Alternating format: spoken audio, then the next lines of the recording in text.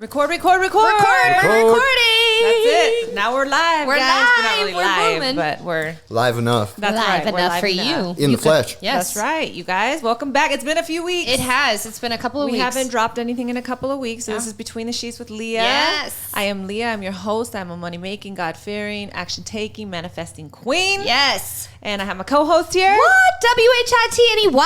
Period. Poos. Welcome back.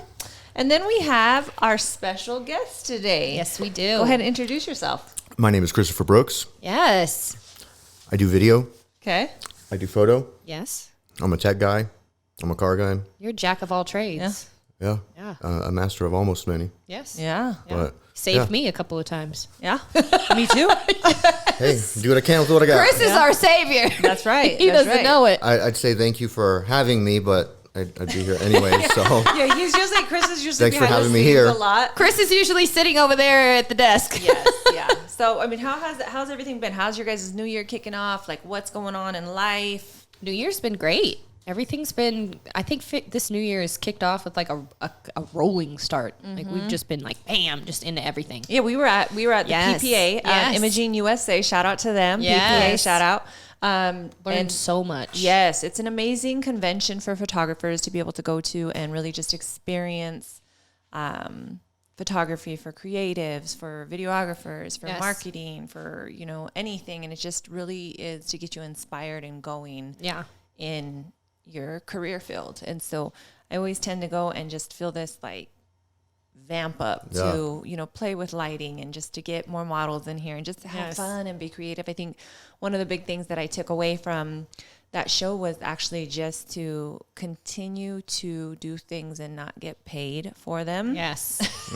Now, Yes. let me just say, I'm not talking to my clients here because I need to eat and my family needs Right. to eat. But no, what I mean is just taking those creative outlets as well, doing what it is that you love to do, Yes. where there's no pressure, Right, just and you following that inspiration. Enjoying what you're doing. Yeah. Follow it So- with your passion and be different. And there were some amazing Yep. speakers there. One that I think should have opened the Oh damn my gosh. show. She was amazing. Her name was Precious Williams. Yes, Shout out ma'am. Precious Williams. And Yeah. yeah, hey, wait. Let's see if I can figure it out. Let's see. Hail to the yeah. That There you works. go. That works too. That one works. She is an amazing. I didn't even know who she was. I'm just going to be quite honest. Had no idea. Had no clue who she was. Yep. I will say that I was in a different classroom. I chose to take a lighting class, and the photographer that was in there is an amazing lighting master, and has been nominated for that very thing. So I really wanted to go. Plus, Yeah. I follow him. I love his pictures. I love his work. He's just so good. But I was sitting in there, and next door, you hear it roaring. I huh? heard- Chris, she sent me a message and she was like, I don't know what's going on next door, but let's I get need outta to here. be in there. Yeah. they were having church up in there. Like Yeah. they were clapping, and in our class, they was like, okay, so we're going to. It's like gospel photography. In the class that I went, it was like, okay, well, we're going to, set the lighting here at 2.8. And these people are being so at 5.6. disruptive. And he did say, he was like, wow, we can hear what's going on in the next room. And, That's funny. I was sitting there and I was like, oh gosh, I really want to learn this lighting, but I feel like I need to be in that next room. So shout out Precious Williams. Yes. She needs to, and I put in to the Imaging USA and PPA that she needs to open up the damn show because she knows how to get that place lit. Yes. I mean, she talks about mastering your pitch, and she has worked with individuals to really help them go into Shark Tank, and the elevator pitch. yeah, And she's done just and that. be it ready sounds. and Yeah. be ready. Yep. And she talks about confidence and owning the stage, no matter what presence you're in. Like she said, nobody's gonna beat me. I get on that stage, nobody's gonna beat me. Right. So Like I nobody guarantee. Does. So nobody Yes. does. Yeah, and so it was such a pleasure to meet her. Yes. And we have something in the works. Yes, we do. We do. We have something in the works that we're going to try to talk to her team and see if we can't maybe bring her, here to Colorado and Yes. Cool. get Yes. something together. Colorado So- needs Precious. Yes. That's going to be the hashtag. Where is she from? I'm not even sure what state she was from. I don't know either. I feel like just with her vibe, I'm going to bet she's either Southern or East Coast. And I'm just going to look right now. I'm just going to kind of cheat and look right now because I'm already following her like on all forums. Like I became a fangirl right afterwards. I bought her book. Yep. I was ready to go. Like Yep. even from the aspect of me not being a photographer and my career field being different, like she still fed and spoke to me. Yes. Which I love because she just talked about owning the room regardless of whatever job you're doing. You have to come in with confidence and own it. Yeah. And New York. I knew East Coast something. I could talk like I'm from New York real Yes, good. and you guys can know? find Precious, just so you guys know. Yes. Precious L. Williams, she's on Instagram, and then she has her link tree attached. Perfect Pitch by Precious. I think she has a book out. Yes, she's got a couple. She has a bag. I wanted that bag so bad, and it was already gone. But so the one that I got, it said "Pitch Please." Yes. Pitch, please. Pitch Please. But it had a podcast mic on it too, which I Yeah. thought was pretty dope. That's and then cool. the other one said, "Do you remember what the other one said? Like don't remember. pitches, like." Pitches Something but it was catchy, about yeah. bitches, like but Yeah. pitches, So anyhow, so you guys got to go Right. follow her if you guys want some inspiration. If you want to get vamped up, Yes. like that's your girl. Like listen to her. She's So, amazing. Cool. yeah. But we have a special guest today. Yep. We get to see a different side of Chris today, Well, which you I'm know- excited about. I think we kind of did something at one point and we weren't able to get the show out because we had some technical difficulties. Yeah. And a lot of people see you, Chris, behind the scenes, Yes. whether it's like, behind the camera, behind the Right. video. Maybe they don't see you, but you're Yeah. doing stuff and you have been doing stuff for the last couple of years with me Yeah. in my business. Yeah, we've been running for a minute now, huh? Why don't you just first explain to our listeners what your perspective is of how you met me? Yes, I want to hear Okay. it. Because I don't think Whitney's has heard it from your haven't. side. I so- haven't. No. Just what I say. Yeah. Okay. Just what you I mean, say. what I say is always right, but But me too, because we're both 'Cause, always yeah, right. Capricorn. So, exactly. so- we're good. You guys are all caps, and I am not safe. This Scorpio is not safe around all these Capricorns. I need y'all to understand. yeah, because so we found out that Chris, your birthday is 17th. 17th. You guys are close. Dana's the 18th, right? And mine is the 19th. Yes. so. Yeah. You guys are like back to back to back. Yeah, and then Isn't that crazy? Wanda's the Yes. 20th. Yes. So- It's y'all are too much. Crazy. So Tell me, though. speaking of Yeah. Dana, Yes. I accompanied him on a just a kind of a fun shoot. And what were you to- doing with Dana at the time? Like, how did you guys know each other? Well, I met him. So I was shooting this music video for a guy that I used to work with. A buddy of mine, Van Gogh is his name. Yeah. Um, Local and- here in Colorado? Yeah, just Okay. a local guy. Yeah, yeah. And he reached out to Dana because he was trying to rush my shit basically. And he was like, "Hey, I got somebody that can do this for you." I was like, "All right, whatever." So Yeah. that's how I met Dana actually. And then Was through that video shoot. yeah, no, is after that. He just here's this number, call him. Oh, like get a hold of Dana. Like he's Right. coming Yeah. down too. No, like we did the shoot, everything was done, and then I was editing it all. Oh, okay. And then he was like, "Hey, just my homie's into the same stuff. Talk to him." Yeah. Yeah. So Okay, talked to him, and then from there we just started just putting in a lot of work together. Doing all the wine dinner stuff and Just for perspective, that. like how long ago was that? oh man, that was 2017. Dang, maybe. that's a while ago. Yeah. I mean, that we've been doing this for a long time. I mean, a long time. Yeah, Maybe because even I earlier. had the studio. Maybe but even we went back. 2016. Maybe even. Yeah, because we built the studio. I had to go back and because I was writing everything, getting everything ready for my ordeal. Right. And I thought I had built the studio in 2016, but it was actually 2015. 15, yeah. Where we were, done, and then 2016 it was up. Like January 2016, I was pretty much ready to shoot. But Right. so it had to have been 2016, 2017 that you guys Yeah. came to the studio. Yeah. Right. So we came to the studio. He just told me one day, he's like, "Hey, bro, I just met this super cool photographer who's does a bunch of boudoir." Boudoir, But I think he said something a little different. Boudoir. But yeah, Boudoir, exactly. or whatever it's called. Right. And he's like, "We can go to the studio anytime, bro. She gave me a key. Like, let's go." Oh my gosh, that does sound like Dana. And I was got like- the keys. I was like, I got the "All right, bro." keys, right? I was like, "All right, well, let's go. Right, let's do go it." play. And he was like, "All right, cool." So, we go, and I think I just did a bunch of pictures of him that day. That was that day, wasn't it? Yeah. And then You were there? Yeah, she came in. I came in. I didn't, all I know is that I did. I Right. told Dana, I trusted him right away. And so people don't think that I'm crazy, that I'm just letting people like have keys to my studio at any point. Backstory with Dana is that, cousins, Right. family, Right. stuff like that. Right, So right. I knew of Dana. And so I trusted his, what he was doing. And so and if he took any shit, you know who to contact to get your shit back. I mean, at the same, and he had his own equipment and stuff like that. But really, it was like I could see that he had a drive and a hunger, and so I wanted him to, know like, hey, there's a space here if you want to use it, if you ever need. And I think he, like you have said many times, needed to get out of maybe his own office or his own space to get out and be just in a different, area, different environment. It just changes that whole energy. So that he would come often and, do stuff in the back, or he'd be like, hey, I got a photo shoot. I'm doing this, whatever. And I really wouldn't go back there and bother them. And for this random day, I decided, I'm going to go see what these fools are doing. What are they doing back there? What are these guys doing? They were a hot mess. But that's how we roll. I mean, you got to start somewhere. Yeah. So we're just doing our thing, and then she comes in. She's automatically just, okay, let me show you this. Let me take charge. Let me do all this for you guys. Okay, you're doing what? Oh my gosh, are you serious? Why is the light like that? That's not what you're supposed to do. Let me show you how to do this. Make sure you put that back when you're done. I'm just kidding. So she came back, and we just started messing around. She was asking me all these questions, right? And I was like, man, she's with grilling me. She's grilling me, trying to figure out she's trying to size me up right now. And I was like, well, here I am. Yeah. I love it. She ended up taking some pictures with us. Right. Which she actually took a picture of me, which one of my favorite pictures, actually. I need to see this picture. Have I seen it? Well, it's on Instagram. Is it your profile picture? That picture is amazing. I just seen it when I tagged you. Yeah, super cool. Good. Black and white. Yeah, Jessica was just complimenting that picture as well the other day when she was up in the studio, and she said, I love that picture of Chris. She said, it's just a dope picture. So yeah, that lighting, that style.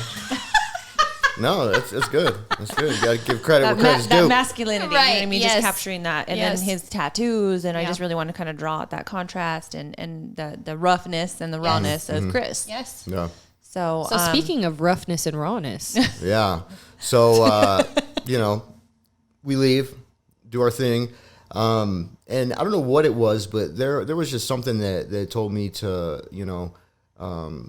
that I should be around her. Right. And again, I still can't even really think of it because I don't like to analyze stuff too much as far as me understanding what it is, right, and just going with it. He always has a plan. I don't like to label stuff. I don't like to just go. Yes. Yep. So the universe, it puts you where you're supposed to be. I mean, yeah. So I hit her up, and at first she was just like, eh. Yeah. She was probably testing to see. I do always have to see how passionate about it like you are. You know what I mean? Like you have a lot of people that will hit me up and say, hey, I would love to work with you, or hey, like, I want to mentor with you, or okay, well, let's see, what's going on. And I don't know why, honestly, I don't know why the first time, whether it was I was too busy or just didn't get back, or I don't remember, but it didn't happen. Yeah. So I followed up with her later on, and I was like, hey, I think I can bring some value, and also maybe, learn some stuff. And I was in a transition. Let's see what we can do. I was in a little bit of a transition at that period, and I feel like that was like, okay, Lord, right? Lord, please tell me. I always am. I have to stay open. I have to stay open to individuals around me, and just kind of realize that, okay, I always say 2 no's and a go. Mm-hmm. Like, don't push past it. But at this point, I kind of felt like, all right, let's see what he's about. Yeah. Let's see what Chris is about. Well, maybe he is a creative that wants to just get in here, and maybe he knows stuff that I don't quite know, and he can help me, and I can help him. So, yeah. So I noticed that you said you had what was the word that you just said? You said something specific. You said you had a passion, or what did you say? A value. You were going to bring some value to Lea. So what was that value that you were thinking at the time that you wanted to bring to her? Well, I just know my worth. Right. The bottom line, and I know what I'm capable of, and I know what I can do. And I went into her office that day when me and Dana left, I think, and just kind of saw what she was doing, and saw, and I was like, you know what, that's cool. And I was really looking to do something with photography. I still didn't know exactly what I wanted to do, but I knew what I didn't want to do, which was just kind of work for the man. Exactly. And just, 9 to 5, yeah, corporate. just have that job that I hate for, money that is barely enough, and just no fulfillment and not being happy. So, one of the thoughts was like, okay, you know, I could do this photography thing, Right, you know, right. I could. Well, you So- already had the equipment. Yeah, you I mean, had- I was already doing he, it. He Right. came, and one of the first questions, I don't know if you remember this, Chris, I think you do. He came and he started, showing me stuff on Lightroom. Yeah. And here I'm supposed to be teaching him, right? Right. Like I'm supposed to be sitting with him and teaching him. The Lord was something. like, "Oh, you have a question? Let me answer it for you." Sit down. Be humble. No, he, I asked him a couple of questions about something maybe that I was editing or whatnot. And he said, yeah, you could do this, you could do this, and da-da-da. And, he just started showing me all kinds of things on Lightroom. I said, man, you know a lot about this whole editing game. And he had equipment. He had, some Sony cameras and some lighting equipment and tripods. And Right. I said, Chris, What are you doing? why aren't you doing this yourself? Like, Yeah. what is stopping you from doing this yourself? I said, you obviously have some education. You obviously have some experience with it. What is it that's stopping you from actually just being? Do you remember your answer? I don't. I remember you asked me. He really kind of had he kind of stopped himself and he really thought about it. I remember just him kind of like, I don't know. I really have to think about that for a minute. And I think it was a little bit later that he said something about just being under somebody where the accountability was a big piece for Right. him. Right. And that it was probably easier for him to be accountable to somebody else than even to himself sometimes. Ooh, that's big. And Yeah. That's big to acknowledge. Yeah. Yeah. I mean, it is because, that part of discipline and that part of, but I told him, I said, some individuals, which is just true. It doesn't make anybody less. It's coming back. Yeah. Some individuals, it doesn't make them less than, it doesn't make them it's just some are better Right. being under somebody that can push them or, hold them Yes. to accountability. Some are better just being off by themselves. And I said, do you feel like you're just comfortable with somebody kind of making you accountable? And he said, yes. Yeah. And I said, okay, that's cool. So that already set a tone, probably in your mind and in yours. Like, all right, this is what we're getting ready to do. yeah. I love that. Yeah. So since then, I always say this. I have to tell this story. I do. I have to tell. I tell this at every single time I talk about Chris. I have to tell this because I know what story it gives a little bit of background of Chris's Just the demeanor, the way he difference. dressed, Just the difference of and the us, different you know? personalities, Yes. which is completely okay. Yes. I never am going to be like, oh God, you know what I mean? Well, and I love that. well. And I love that we're saying this though, because we talk so much about specific things, and I love that you just leave a platform for everybody to just come as they are. Like, there's no judgment. There's no nothing. Yeah. It's just you take people for who they are, and that's it. Yeah, and for the most part.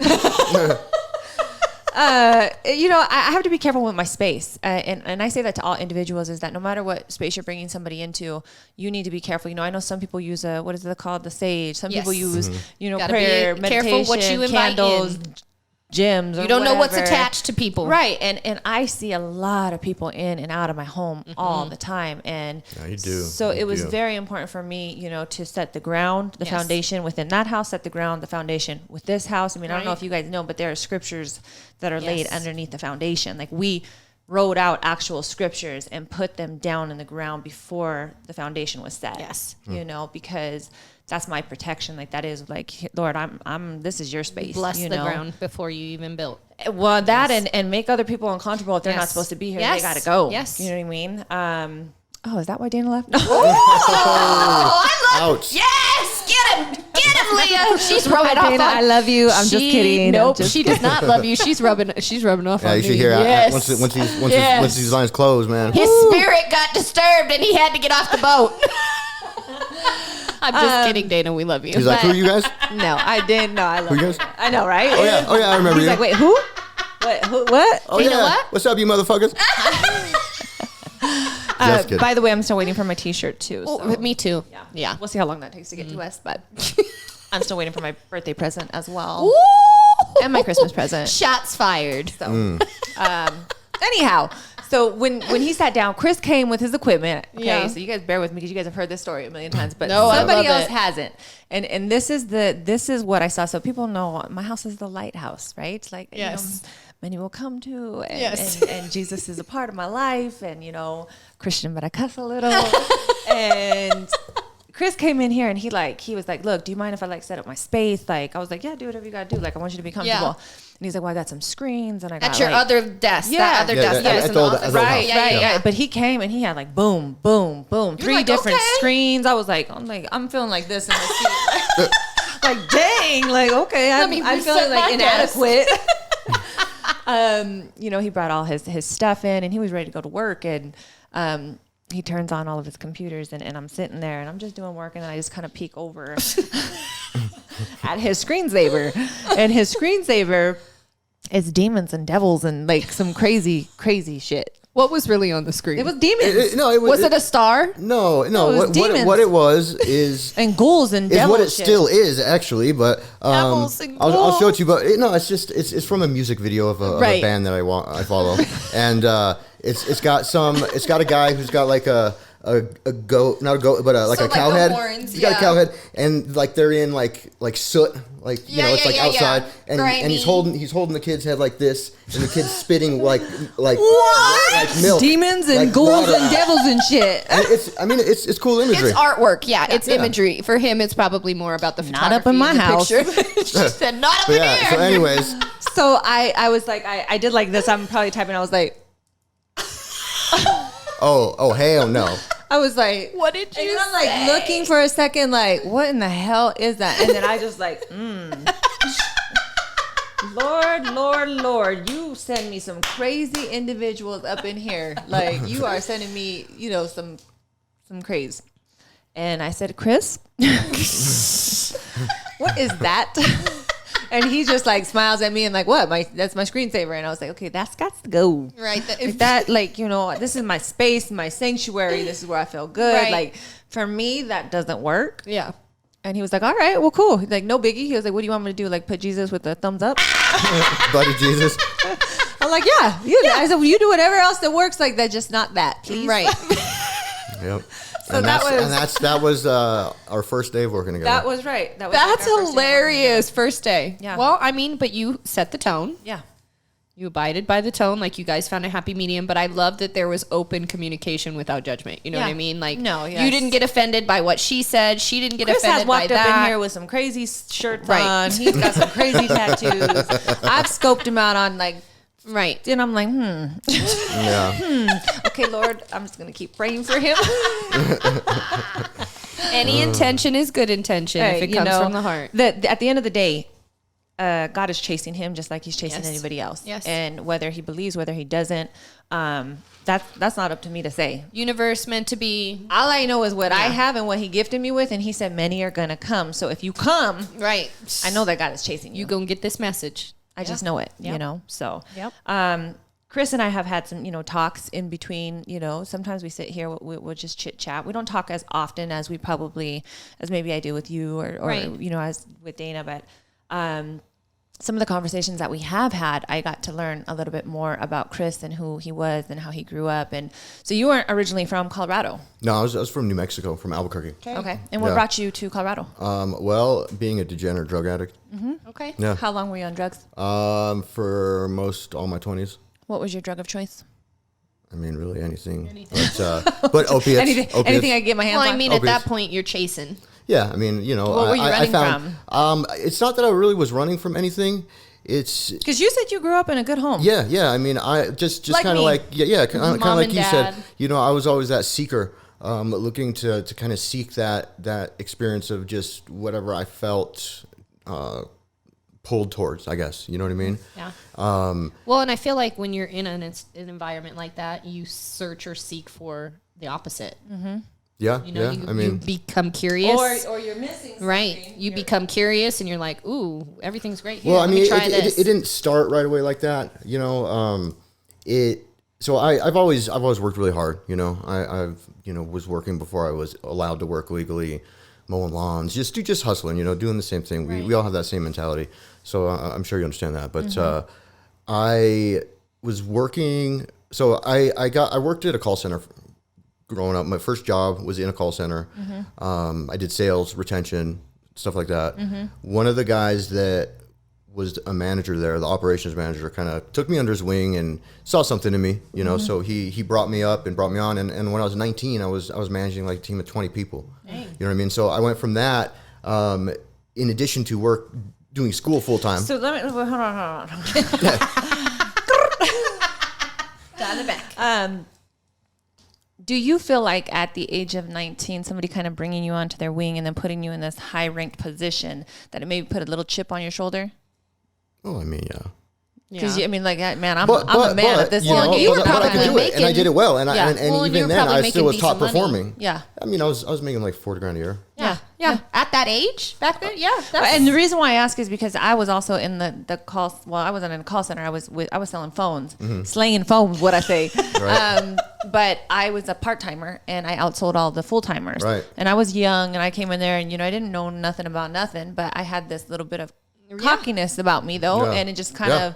Exactly. It could be a good thing and it could be a bad thing, I've experienced both sides of it. Yeah, and me too. And so I was just curious if you felt like that maybe kind of like put you into like. I mean, it did a little bit, but in other ways, maybe not so much. Because I've always been really cool and really open and really just supportive of like my team, for example, or people around me, stuff like that. I mean, I'll tell you what I'm thinking and how I feel without you soliciting it sometimes. Right. You know? I've gotten a few text messages. I've calmed down a lot from that time back then. I was pretty crazy, man. Like So started doing drugs at a pretty young age, and you got like deep into the drug scene. Like it wasn't just weed; it was like the not right opioid away there. deep. I mean, No? Well, when I was 16, my first interaction with the law, I was 16, and we were at this party. Me and my buddies. I always used to hang out with all the older kids. You know what I mean? So we were at this party, and we were doing coke, and we were just getting smashed. And then the party's over, and we're all twacked out. So we think it's a great idea to go drive my car that I have downtown to go yell at prostitutes. Of all things, right? We're just dumb young kids. Yeah, like So- trying to get a prostitute, or no, like, just mess just with talk them. shit, just yell and just be dumb something kids. dumb. Yeah, just totally stupid. No. So, anyways, long story short, we end up in a parking garage downtown, across from a police station. I go out the wrong way. I hit the pylon, the cement thing, The right separator, there. yeah. Boom, pulls my bumper off. Oh my god! And you're in the police parking lot, like Across the across the street from the street. police station. Yeah, downtown Albuquerque. Oh And I got and me- I was probably on the Ave at that time too. yeah, right. So that was my first run-in with the law. Obviously, they got me. Oh, they did. Oh yeah. Like they were chilling right Well, there. I still was trying to drive with my bumper half hanging off. Oh, yeah. Cop pulls me over, and I don't even know. I don't even remember what I was thinking. I was just thinking I need to get rid of my drugs. That's Right, what I was thinking. yeah. So I dished it in the. Wait, in the okay, so gutter. what was it? Yeah, a part of my story, Yeah, what it was yeah. for me. So bring me back a little bit to your house. So you have two sisters, correct? Yep. I'm oldest. And mom of and dad three. are still together. Mom and dad are still together. Oldest of three. So you were the firstborn, which means probably most likely you were given everything to begin with. I don't know. Maybe. Do you feel like you were spoiled? Well, I was the number one. I mean, I was in the So a little number bit of one. entitlement. Yeah, for sure. And where then? What made you seek out the streets? Like what made you seek out like just that lifestyle? What was it? Because typically Maybe we're missing something, but it could be something different. I'd really have to think about that. Or I'd say like was an introduction. I Like just- drugs I was just an like introduction that- for me from somebody else and me following. It wasn't really that. Right. I was a bad influence on my friends, and my friends were Okay. a bad influence on me. Right. But we were all just hanging out together and having Right, fun. right. Experimenting, checking stuff Right. out, just being dumb Kids. young kids. Yeah. I mean, I used to really get into the whole adrenaline thing. I was just gonna ask you if that was maybe something that it I was mean, a thrill seeker. Yeah, totally. Yeah. Because you like fast cars. I can see that. Oh yeah. I love fast cars. I love motorcycles. I mean, everything that's dangerous and everything that's super Right. risky. Right. Sign me up. I don't even know what it is. And that's interesting to look Testing. into that. Like what that thrill seeker is. Where that stems personality. from. Yeah. Yep. So because you were on the drugs, you feel like you have an addictive personality, or I don't think so. I mean, I controlled that stuff for a really long time until I started like getting into popping pills and then like doing heroin and all that kind of stuff. So really, you didn't control it. Well, not really. Well, when you're doing drugs That's the delusion, right? Right. I was just going to say You're not that in is the control. delusion that, when we're addicts in anything is that we have control of it. Sure. That is the Sure. delusion. And then we spiral Yeah. into other things. Yep. And then we figure out real quick that we've lost control. Yeah. So- That what it started out and how it became, a dominating force in my life was, I was just stretching myself super thin, burning the candle from both ends, way too much, trying to just be unrealistically like able to do everything and anything always, no matter what, So how did the structure work? Like, how did the job work around all of that destruction? Well, I was salaried, so Okay. I So it was had a constant. team. I worked nights, and then in the mornings I went to school. Did you Right. start taking advantage of that? Like, did the drugs kick in where you started to like, okay, Towards I'm not the here? end, towards the end of that, they did. And about what age were you at that point? I was about 25, Okay. 26 maybe. Yeah, because then I got let me think. Yeah, because that's about the time that I got a house, and then, which I shouldn't have ever even done. But, At whenever. 25 by yourself? Own or rent? Own. Okay. Wow. That's huge. Yeah. That's really big. Yeah. I got my first house, I think, with Nando when I was age 21, but I had a partner. Right. What was the jump for that? Like, what was your mindset when you made that decision? It's just just wanted that's structure? what you do. Were did you Living feel in like the you expectations of other people's idea of what successful looks like. Yeah. In essence, And Were you in a relationship at that time, So- or was it just you? I was. You were in a relationship. I Okay. just wonder if you could say that sentence one more time. That was powerful. Yeah. Well, I Living maybe not in in- that same. So why did you buy a house? You asked him, and Oh you yeah, said it's living in because- the expectations of other people's idea of Success. what success Yes. looks like. Yeah. We all do that. Yes. We all chase And it's that a crock of idea, shit. and it It is. is. It 100% is. That But it there's takes having this- that at least for me, it takes having that experience to see it for what it is. On the other end. I'm not the kind of person that can really learn so well from other people and other people's mistakes, especially like my dad. You have to go through it too. Yeah, he always tells me, a fool learns from his own mistakes, but a wise man learns from the mistakes of other people. Right. Sorry, I'm wise. I'm not. See this white hair? Hey, I got it too. I know. See, that's wisdom. White Yeah. hair is the word says that white hair is wisdom. For me, I think that white hair is stress. That's not wisdom. Yeah, I'll agree with both. But Okay. but yeah, so I got that house. I was in a relationship. Right. Actually, I was engaged at that point. You know, Okay. I want to say that, I think for men, and I could be wrong, men, you're going to have to let me know and comment and just Right. let me know your thoughts on this. But this goes back to the idea of ego. And not to say that women don't have egos. We have just Yes. as much ego as men do. We really, really do. I think we just know how to check it more. Maybe. I think it's just a little softer. It could be more less on the aggressive, emotional ego side, I but see. I feel like men really hold, and this went back to one of the first conversations that I had with you and Dana when I said, look, like, do you feel, when women, we look at ourselves in the mirror and we are down on ourselves and we talk, like this to a, and I said, do men have the same thing? And they're like, nah, we don't do that. Right. And then I said, well, is it possibly then that you guys hold yourself to these certain standards that you're not meeting or you haven't attained by some point in your life? And I feel like the more and more that I hear men speak, it's like, oh, this is what you do. This is what I'm supposed to do. And if they kind of meter their life by, if I'm not here by this age, then I'm not doing what's right. Like I'm not, Sure, you know what sure, I mean? Sure. No, Well, and then they force it, and then it makes them teeter because they're not ready, really. You know what I mean? Like they get to a point where it's like, okay, well, I've been in a relationship for this long. We're supposed to get married. We're supposed to have kids. I'm supposed to provide, give you this house. And then they get into it and they're like, but I'm not grown up yet. they're like, Like, this shit I is don't whack. want this. Yeah. Why Yeah. am I doing this? Yeah. And then that's when it falls apart. Thanks, mom and dad. Yeah. I say that jokingly, but No, it's I the mean truth. that's where a lot of that stuff gets ingrained. Like the idea of success. My folks are very traditional in the idea of you get a job, you go to school, and successful is being responsible and just We live our life Yep. in a way that Being in a this bubble. is what you do. Yep. This is the way to success. This is the way to happiness. This is the way that normal people live their lives. yeah. Yep.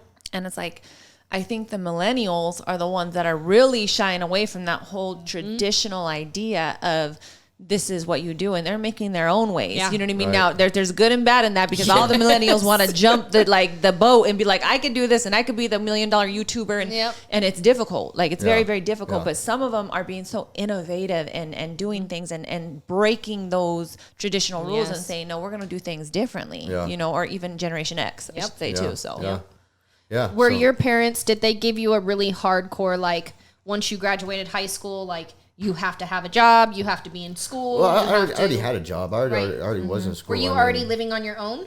the first time I lived on my own, I was oh man, when was that? Maybe early 20s, like 21-ish. Maybe that's when I went out on my own. Yeah, I moved out for a girl. Oh, Of course. okay. Yeah. Yeah. And you guys moved together? Yep. Okay. Yep. Yeah. Yep. And that relationship went south real quick. Yeah. As they do. Yep. Usually and then, when you're young. From there, still on my own. I moved in with a buddy of mine, and then from there is when I moved in to. Actually, I moved into a flop house when I was in college. That place was fun. And Now, then with my other explain to buddy, some of our listeners what a flop what house a flop is. house yeah, I is. have no idea. A flop house is just like a party house. Okay. A house where Everybody's where- renting a room, a What frat would you- house, a party house. What else do they call them? Trap house? No, Trap house is a house where you're Trap cooking cocaine houses in is the what they trap. sell drugs at. Okay, got it. Yeah. I mean, it was somewhat of a trap house. somebody 'cause- might have been selling out, It but was just a party house. Yeah. You know. Everybody comes, lives there. Everybody like. Oh you know, no, you- not everybody lives there. Oh. It's me just a party me house. And these two guys that were brothers, we were growing weed. But and, come in, you know, kick it, and stuff like party that. and stuff. And then you gotta go. Yep. You ain't got to go home. but you got to get the out of here. Unless you're very fine and attractive. Right, and then you can stay. You can sleep on the couch. For a little bit. Yeah, for a little bit. You know. And you're still in New Mexico at this time. Okay. Yeah, I didn't move to Colorado. My first day in Colorado was December 1st of 2014. Now, why do you know that so specifically? Because usually people, when they know it specifically like that, is for a reason. Just because that was like the day that I embarked on this journey of. So that's like- the day you jumped. Yeah, that's the day I The stopped. day that you embarked on this journey of sticking what? drugs in my arm, and So you living literally like like that. literally needles? Huh? Wow. Yeah. Wow. even in my neck. Really? Yeah. Damn. Yeah. Man, I got stories for days about crazy stuff like Owie. that. It's no good. I mean, at that point, it's not about what you're doing. It's about what you're trying to get. Well, it's all the same in the end. You know what I mean? From a guy who has an extensive drug experience and an extensive drug history, it's like and people may not even want to hear this or agree with this, but weed to me is the same as this, is the same as that, is the same as that, same as that. Like, you know, people demonize one thing versus another, and it's like, it's still a drug. you know, A drug like, is a drug is a you drug. guys are doing the same thing, and it's for the same reason. Chasing a different Chasing high. a high. Yep. I mean, you know, everybody does it in one way, shape, form, or another. Do you It's feel just that's like- what right. it ended up being for me. Well, you and know I what I mean? asked Leah too, and I talked about my experience with drugs as well. But do you feel like yours branched from other drugs, like weed? Like, do you feel like it started with that and that you were chasing it, or was it a situation? No, because where you I mean, tried something and it felt great, and you were like, "Now I'm trying to chase this." Well, it was like with weed. I don't really feel like it's a gateway drug, as a lot of people say. Right. Because I mean, I'll still smoke a little bit of weed here and there, Right. and it's not anything. You know what I mean? But like opiates for me is what did it. Right. You know, because it just allowed me to just slow that Brain. that movement, because my brain was always running 100 miles a minute. You Right. know, and I just couldn't just clear that noise sometimes, and that helped clear that noise very well. Couldn't just be still. Yeah, I didn't have the tools, I guess, at the time to learn how to do it without that. You know what I mean? Right, Like right. with being mindful and, you know, looking at being in the moment, and just understanding that whenever I do something for somebody else, for example, Right. you know, that gives that kind of pause of being able to be more in the moment, to be able to see different signs in life and different things like that. So Being able to pay attention. and yeah, not yeah. Be coded, And just not- not be so selfish and so self-seeking. You know what So I mean? you're living this really, really fast life. Like you said, you're burning the candle at both ends, is your words. Yeah. And you get to this point where now you have escalated. So the job is at this point gone. Well, it depends on where we're at. My story, You were about but- 25. You were, you Yeah, know, yeah. You just got a house. that job. Shouldn't And have I was done there. I was there for house. 10 years, just for context. Right. Okay, at that job. Yeah. Wow. It's a long And time. so, but the drugs were the drugs were escalating at this point. So Yeah. it's becoming more and more. And so then your Yeah, work, I mean, at that time, obviously, like a lot of people can hold up a life Yeah. like this for some Yeah. time, yeah, and then when it gets I'm deeper, a super it's high functioning drug addict. Yeah, for sure. So yeah, at that point, I was just totally not doing my job. You know, I was taking off every opportunity I could to Right. go do whatever, go take care of whatever business I needed to do for me to take care of, you know, my head, to get my head right, to be able to go do everything else, which just ended up. So you had to get this, to consuming get more and this, more to get time. this, Yeah, to yeah. get this, Yeah, and that's you how know? it. That's really Yep. how it goes, right? Yep. Like it's like, And- okay, I have to go and get this so that I can function to do this, Yep. so that I can. I mean, at the height, I was spending like $200 a day. Ooh. I mean, and that was for a good long duration of time, you know. But if you're gone from work and you can't make that money, then you got to figure out, Then you get to it's just. Did you ever have a moment when you look back and you were like, damn, if I could just have that money back? I mean, of course, because it'd be like hundreds of thousands of dollars. But, you know, I mean, chalk it up for experience or something. Yeah. Yep. All right, so you're living in this house. It's this party house, and what ends up happening to that house? Well, that's early. Let me clarify a piece of the story. Yeah, that's before I started doing popping pills and stuff like that. That's Okay, when I was so just you were kinda still doing- leisurely yeah. partying. You know, just I still had a grasp over. But eventually, over you life. lost that house. You were saying. Well, that house I moved out of because Mm-hmm. we were just renting it. I just kind of grew out of it with my buddies that I was living with, Right. and then I moved in with another friend, and then from there is when I got my house. Oh, okay. So let's go to that point. I was in a relationship with a girl I actually met from my 10-year job. Okay. Yeah, and you know, she Was there a little light in that situation? little. What do you mean, little light? Like light? Did she bring like a different opportunity of life for you? Like there was life in that? Yeah, as yeah, opposed yeah. to what you were At doing before? first, for sure. Yeah. You know, in the end, it just ended up being super, super toxic, and it was really hard to get out of. Did you have an effect on her? Did she have an effect on you? Both. You know, whenever there is a underlying dependence of hard drugs in a relationship, it's Somebody's gonna break. very tumultuous and doesn't work out very well. That's the girlfriend. Yeah. Yeah. I mean, it really is. Yeah. Yeah. You know, or the boyfriend. Yeah. You know what I Yeah. mean? Like that's the first love. Yeah. That was my second actually in that context. But yeah. So long story short of that is she ended up dying. Oh my God. Yeah. She got in a car wreck coming into town from where we were living after we lost our house from being super fucked off doing drugs. Right. Just letting it all go. I just at some point I just was not interested in just living this facade of like what other people think happiness looks like. You know what I gave mean? up the sugar coat. And I But you just- were in love with her. I was. And so you guys lost the house that you were living with, and where did you go? Me and her went to her mom's In New Mexico? In Berlin, and she was on her way from where when she got in her accident? from Berlin to my parents' house. Okay, so that's where you guys were with her mom. We were living there, and then so what it was is I was out, you know, running around hustling, trying to make money to support our drug habit, Right. and she was at home just waiting for me to Fiending. take care of business. She Yeah, was- exactly, straight up. She was probably so- coming down and irritated and frustrated and didn't Yep, feel yep, good. Yep. And So she yeah. was flying, and it was raining, you know, and I think So how come she left? If she was waiting for you to get, where did she go? Like where was she? she was going to meet me Okay. in Albuquerque. Because you were getting the stuff. Right. Okay. Right. Got it. So yeah, she never showed up, and at that point our phones had gotten shut off and stuff, so I couldn't like just call her and say, hey, what's up? Where are you at? You know, and I didn't know until like the next day when I go home, right, to where I'm at. What were you thinking? Like, was that normal for her not to show up? Not really, but at the same time, it was understandable because, you know, she had to use her mom's car because, you know, we didn't have the vehicle we had or And something obviously, was going on. you guys don't have the phone, so that's Oh, normal. because for you guys I to actually be no, able to get in touch. I had the car is what it was. So she had the bar card. It just come over to me, and I was staying at my parents' house for some reason. I don't even remember why, but I took was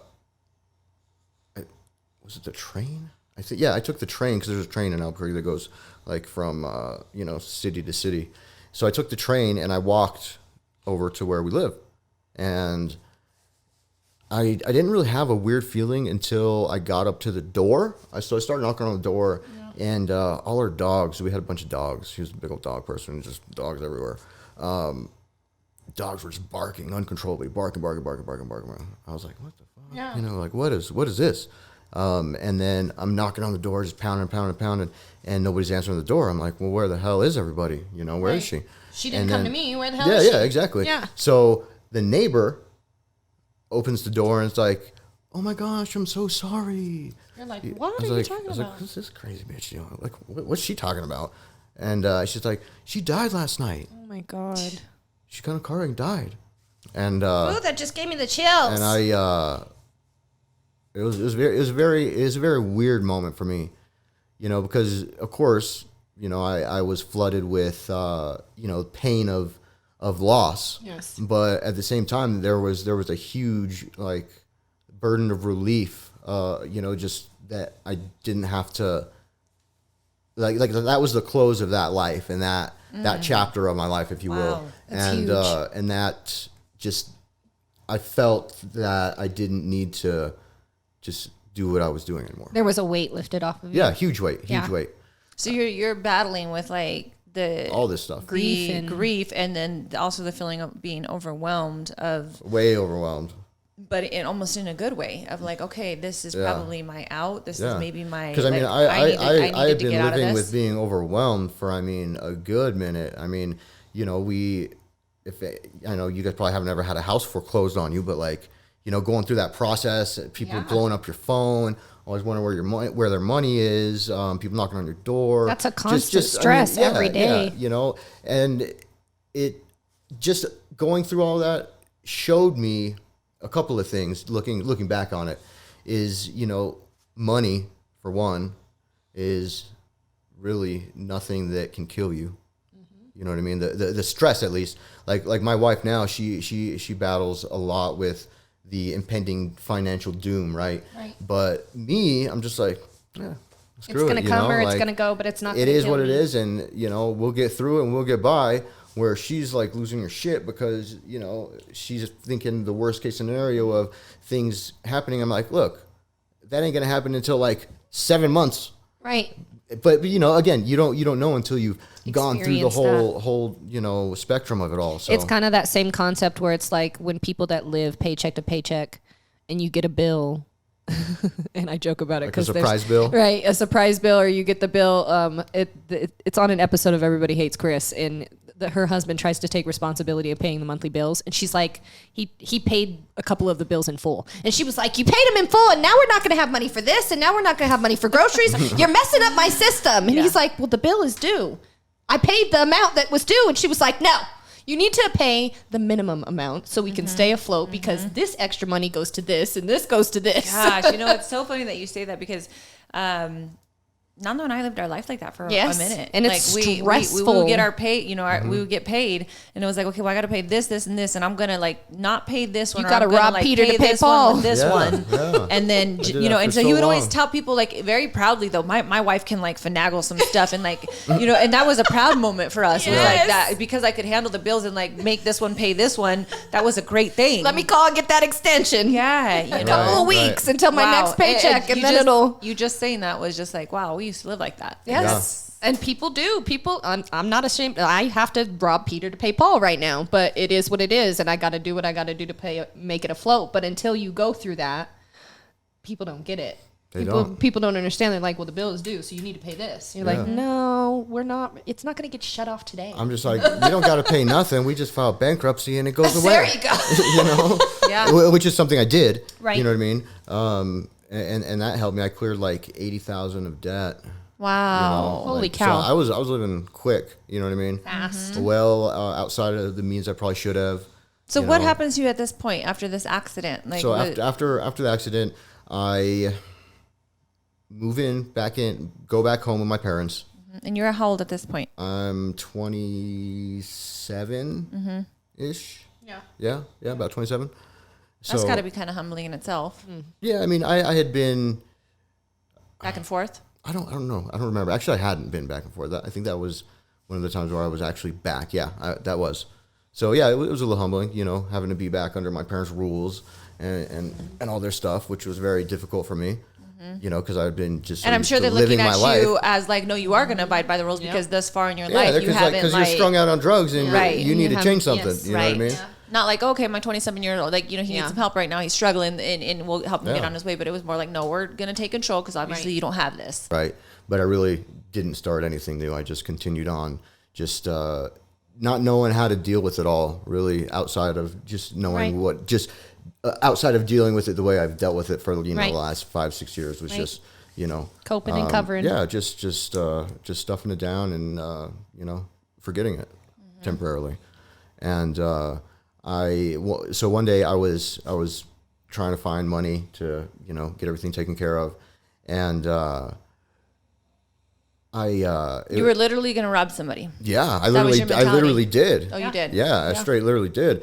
My initial plan didn't work out, so plan B just on the fly. And the initial plan was waiting for the ATM. Yeah, To go to the ATM, initial plan was and waiting for nobody someone to go to the ATM, pull some cash. Several people did it, but I just, because I don't want to do that shit. I never did that kind of shit. Right. I was always able to hustle and like do things honestly, or at least like sell stuff, like Pawn stuff, yeah, yep. do stuff like that. Yep. I never had to resort to like robbing people hard, or Right. like doing like breaking and entering, like Right. residential burglary stuff, like a lot of my other friends would do all the time. And yeah. I think it's important to say that when you get pushed down and you're backed into a corner and you need something, yeah, I mean, anybody you do is it. capable of having that thought process. Yeah, Anybody is. I don't put nothing past nobody. I mean, just because I've been where I've been, and Right. I've done what I've done. Yes. I mean, I've stolen from my family, Right. Plenty of times to get that taken care of. My family stolen from me to do that Right. because I have a younger sister. My youngest sister, had followed my lead of thinking that drugs were cool and like This is the way. yeah. So I mean, she did the same shit to me. Right. You know what I mean? So it's just all part of that whole whole dichotomy, I guess, of drug addiction and It's the umbrella just of spiraling what people destruction. do. Yeah. So You're willing at that point. It's the drugs. I feel like that was feeding that choice. no. Like, of course, it was that's all you. that it was. You're accountable. That's You're completely a what it human was. being. You're an adult. However, but the drugs, I feel like at that point is what pushes you to the extreme to make those decisions. Yeah. I mean, I've done so many things that I My never brother would've got thought in a million really- years I didn't do. if My I was brother on drugs. got really heavy into pills at a certain time, and he didn't steal from anybody. He took a bad check from work, and tried to cash it. Got in trouble. Ended up in ComCore. And the night he got out of ComCore, he was dating a girl at the time. Coming down off his high, frustrated, angry. You're angry when you come off pills. And he beat the shit out of his girlfriend and called me and my mom crying. I can't believe I did this. I swore I would never be like dad. I cannot believe I did this. And it's just one of those moments where it's like that drug gets you out of character. You can It be does. capable of anything at Yes. that point. It does. It really, So really does. what happens? Catch me up now. So now we're Yeah, where? so now I just robbed this lady. Okay, so right? the first plan stole didn't- first plan didn't work. So I see this lady pushing groceries to her car. She's loading her groceries in. I snag her purse. Boom! I dip. I didn't anticipate her screaming bloody murder. All of a sudden, out of nowhere, this super. You're running. Yeah, I'm running for my life because there's like 4 people paying chasing me attention. now.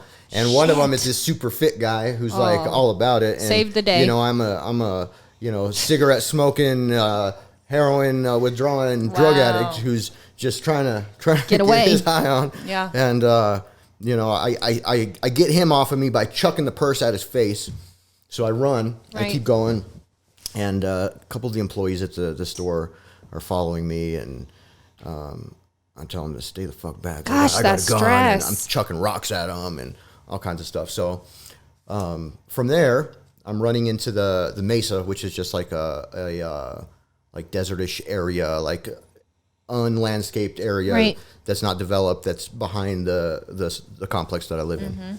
So I'm beelining for my house, and then I see a cop pull up, and then the cops are starting to chase me. And I had a thought. I was like, you know what? Trusting my gut, I was like, you just need to stay still for a minute, just pop down and then just chill, and you'll be good. But I was like, you know what? I can get home. I'm so close. But I was already so winded, and if I would have just listened to my gut, I would have not gotten in trouble. But I didn't really get in trouble, and I'll get to that in a minute. I have this real lucky streak of doing all this crazy shit. Is that what you call it? Well, I mean, yeah. Look at for now, face. okay. I know what you're thinking. I know exactly what you're thinking. But anyway, so I'm running. This cop tries to tase me. He misses, and I'm like I'm literally just wanting to puke right now. And then he just yells. He's like, if you don't stop, I'm gonna shoot. And like cops in Albuquerque, they straight shoot. Yeah. They don't give a shit, So I stopped. You're like, okay, this is it. Yeah, Like I can live, I can die. My lungs are wanting to come out of my throat, while my face is in dirt, and I'm just big old mess. So from there, they bring me down. They bring me back down to the grocery store. Right, the lady took off. So Nowhere to be found. yeah, they bring me into their substation. Nobody got her name. And book me, and the cop's like, I know you do this, the detective. He's like, I know you do this all the time. He's like, who do you know? I'm like, this is like literally the first time I did any of this. And he's trying to grill me, like thinking he knows what the hell I do and what I'm up to, because, he labels me just as a drug addict. For the moment. Which, I mean, I am. So, I take that, but I'm like, really? Like, I have nothing for you. And I just stay quiet. I start picking the handcuffs in my cell because I have my watch on because the dumb cops didn't take it off. I just to see if I could, which I could, but I didn't. I didn't want to make the situation worse. Right. So after sitting around for a while and being interviewed by this douchebag cop who thinks just I'm out to get the world, which I kind of was, but not as bad as he thought I was. Right. But they're like, okay, well, it's your lucky day. The lady, we can't find her, we can't track her, can't ID you, so you're free to go. Wow. I was like, What was that? What did that moment feel I'm out. like? That. Going from like feeling like you're about to be locked up, whatever the case, to nope, you're good, you can go. Well, it's crazy. So That's a high and a low, like real this is gonna fast. be interesting to you, Leah, because before I went in to do all that, I kind of sat and contemplated everything, and I was just like, just whatever happens, just keep me good and You prayed. make sure you keep me out You of trouble. prayed. Just help me out here. Help me I help me love get through it. this without anything going super bad. I love it. I So love it. that's what happened. And then that night I go home. So my parents already shut my cell phone off, all this stuff. So I catch the bus. I think someone gives me $1. I go catch the bus and I get home, and they know because the cops drove by my parents' house and I think talked to them even. It was so long ago I don't even remember the finite details, but they then were just like, all right, so here's the deal. I'll give you one final chance here. You're gonna go here, or you can just This is your kick parents. rocks, This is your basically. parents Yeah, now. yeah. It's like you can make the attempt to change your life, or you can just go get fucked, basically. Yeah. Because we're done with it. We're not going to deal with it anymore, and we've done all that we can do, and it has not been enough, and now we need to detach because it's too much for us to deal with, and it's affecting us. It's that now, enablement right? of you're their kid. Yeah. But Yeah, how much is yeah. hurting you? But I mean, I've put my parents through a lot, over the years. Before my very first run-in with the law was when I shot a BB gun, shot a window out of an RV with a BB gun, driving with my buddies.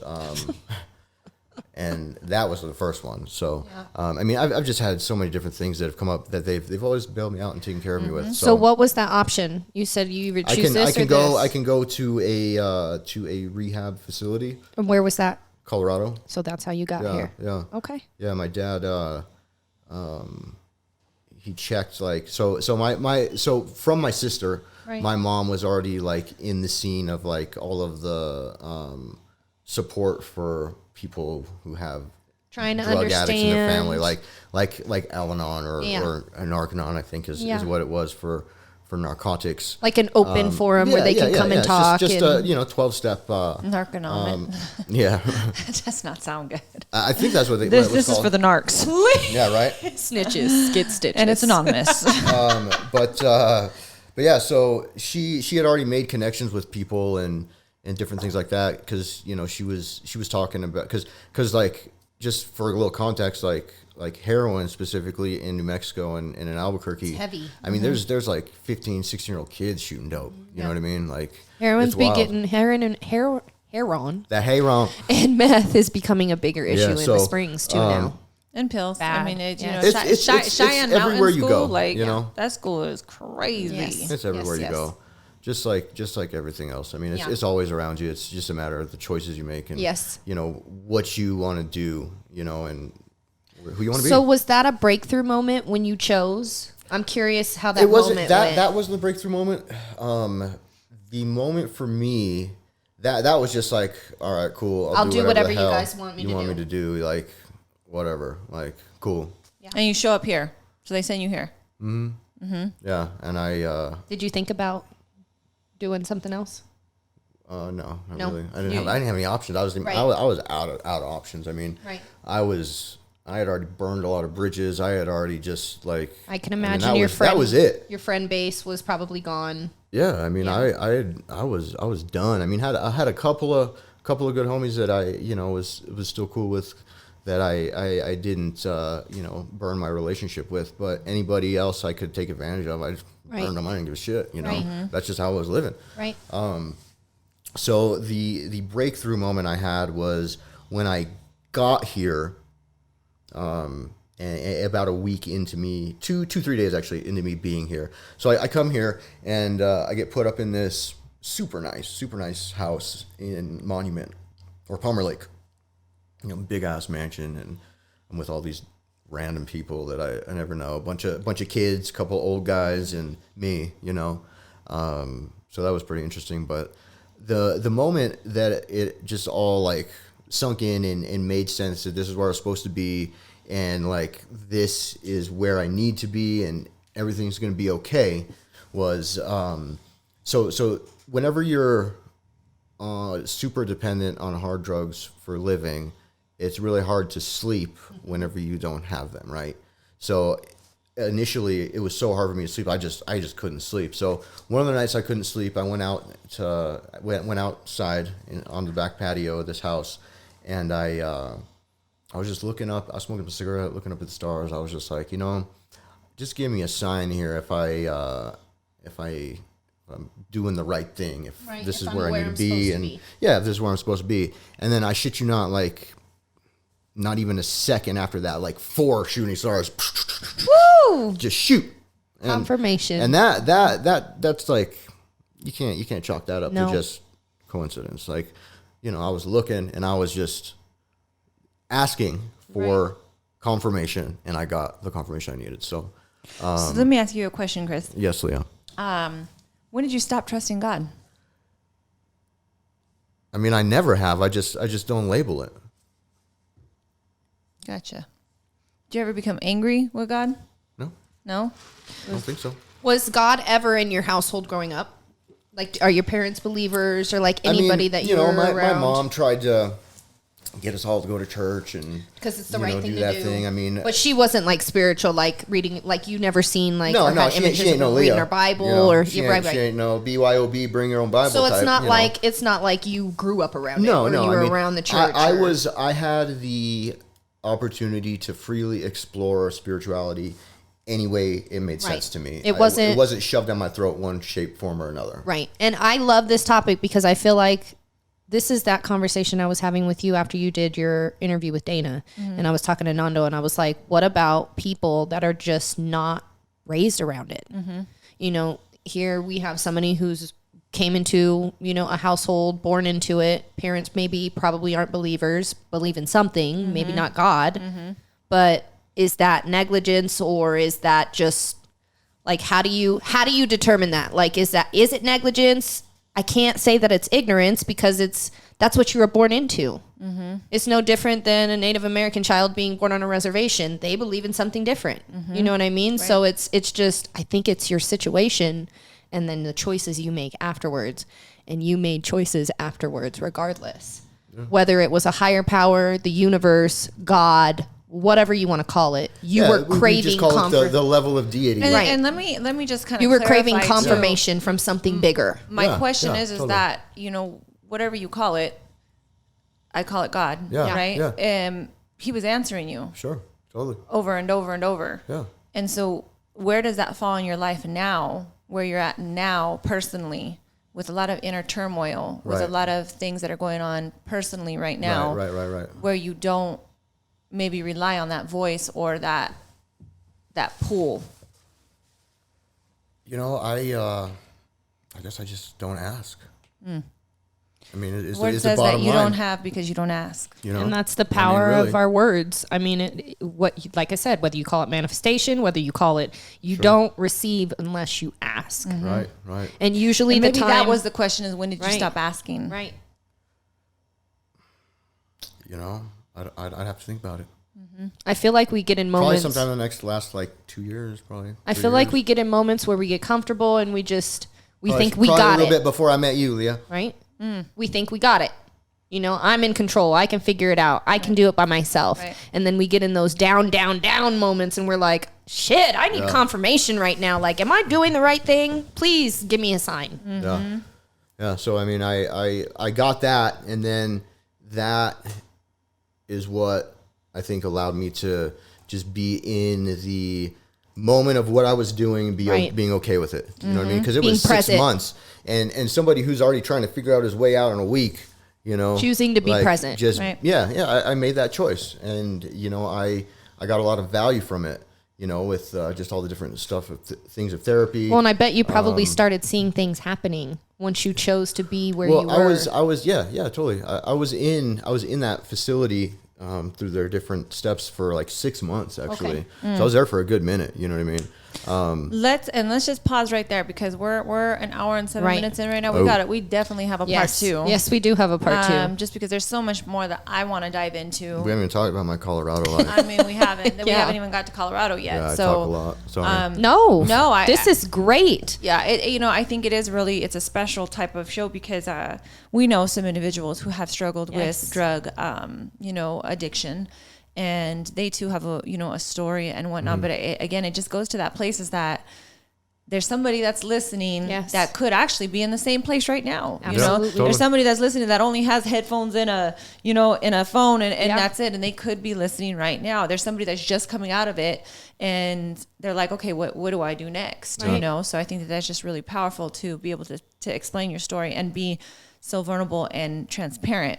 And it's important because it's nurturing and it's healing for you to talk about it. Yeah. Sure. Yeah. Well, and I can see you thinking. I can see you having to really go back and start to pick up, okay, where was I at? Yeah. You know what I mean? Yeah. And that in itself, I mean, I don't know how many times. I think it was when I told you, when Dana asked me questions, I had to really go back and was like, wow, it makes you understand where you were at. Yeah. And where you are now. And sometimes that's important to bring it back to there. Yeah. To be able to move forward here. Right. And just remind yourself, man, whether it's I came from so much, right. I've been through so much, relying on, okay, maybe I just need to start asking again, for where I'm at specifically now. So I definitely want to dive into part 2 of Chris's story and kind of get there. Yes.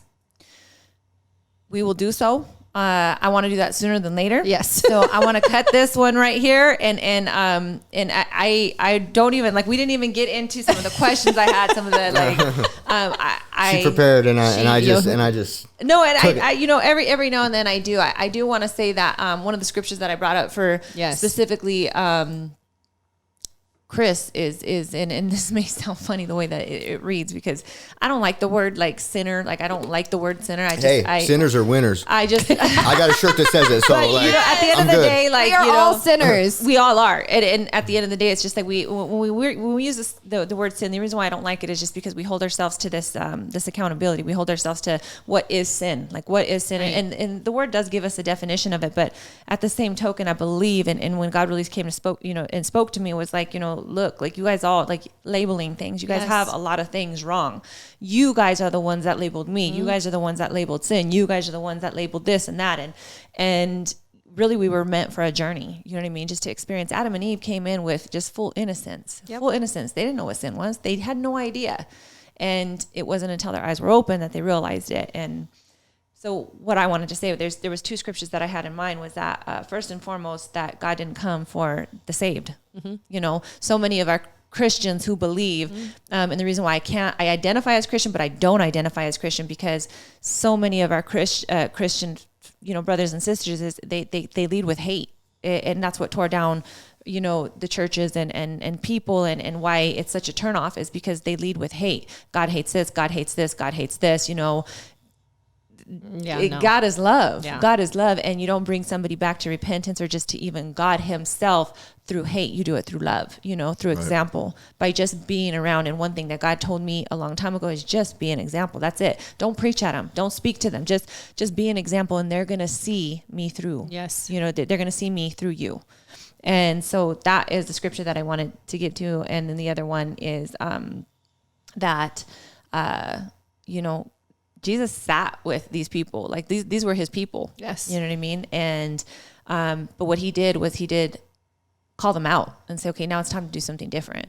You could sit here, you could stay here, and you can live the life that you're currently living, or you can move forward and have abundance and have all that this life has to offer, and I just think that that's really powerful that he gives us that choice. Yes. That's why I love when him and Mary Magdalene are some of my favorites, because he just accepted her for who she was regardless, and allowed her to make a choice to do different, like you said, but he didn't not love her because of what she was doing. Right. There's a portion of my book that I'm and I say right off the bat, like, look, I'm not your typical Christian. Yeah. And so if all you're going to do is sit here and judge me because I say a cuss word here and there, then put your stones back in your pocket. And walk away. Go back into your glass house. I'm not that type of Christian. You know what I mean? And if you think that you're so worthy, and you think that you are so good that you could sit here and judge me, become that judge and make that decision of who I am and what I am to God, you and I can't be friends anyways. Yeah.